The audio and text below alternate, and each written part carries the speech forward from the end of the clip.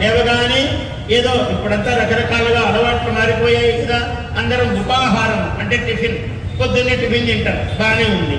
పొద్దున్నే తిన్నాం కదా, మళ్ళీ రేపు పొద్దున్న దాకా ఉంటామా? అమ్మో ఎంత కష్టము.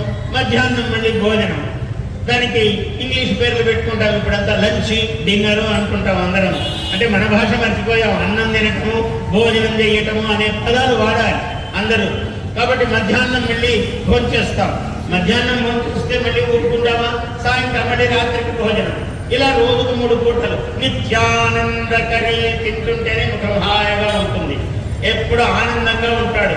అన్నగత ప్రాణులను అన్నం హి భూతానాం జ్యేష్ఠం అన్నాడు. అన్నమే భూతములన్నింటికీ శ్రేష్టమైనది అన్నాడు. అన్నం లేకపోతే ప్రాణులు బ్రతకలేదు. అందువల్ల అటువంటి అన్నగత ప్రాణుల ప్రపంచంలో కాబట్టి అన్నమే మూలము అన్నాడు. అటువంటి అన్నస్వరూపిణి అమ్మవారు. అన్నమేనా? అన్నం ఒక్కటి పెడితే తినగలమా? తినలేదు. శాఖ పాకస్వరూపిణి కూష్మాండ అన్నారు అమ్మవారిని. కూష్మాండం అంటే గుమ్మడికాయ. ఆ గుమ్మడికాయ ఒకటి పెట్టుకుంటే మొత్తము బీరకాయ, బెండకాయ, చిక్కుడుకాయ, కాకరకాయ అన్నీ వస్తాయి ఇందులో. అంటే సొరకాయ, ఇంకా ఎన్ని కాయకూరలు ఉన్నాయో, వంకాయ వంటి కూరయు.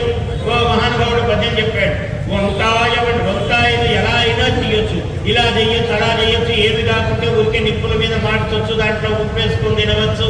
ఎన్నో రకాల వంటకాలకు మూలము వంకాయ. వంకాయ వంటి కూరయు పంకజముఖి సీత వంటి భామామణి. వంకాయ వంటి కూర లేదయ్యా అన్నాడు. సీత వంటి సాధ్వీమణి, పతివ్రత శిరోమణి ఎవరున్నారు అన్నాడు ఈ లోకంలో. పంకజముఖి సీత వంటి భామామణియం శంకరుని వంటి దైవం.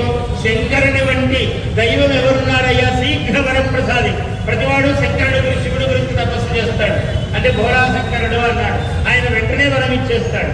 ఒక నమస్కారం పెడితే సంతృప్తి చెందుతాడు ఆయన. అంటే వేరే దేవతలు తక్కువ అని కాదు, శీఘ్రముగా వరమిస్తాడని. శంకరుని వంటి దైవము లంకాధిప వైరి వంటి రావణు గలడే. లంకాధిపుడు రావణుడు, ఆయన వైరి శ్రీరాముడు. రాముని వంటి రాజు భూమండలంలో ఇంకొకడు లేడు. అందుకనే ఈ రోజు కూడా రామరాజ్యం రామరాజ్యం రామరాజ్యం అంటారు. ఎన్ని యుగాలు గడిచిపోయింది? 1 కోటి సంవత్సరాలు అయిపోయింది, లక్షల సంవత్సరాలు అయిపోయింది రాముడు పుట్టి. కానీ ఇప్పటికి రాముడు రాముడు రాముడు అంటున్నాం.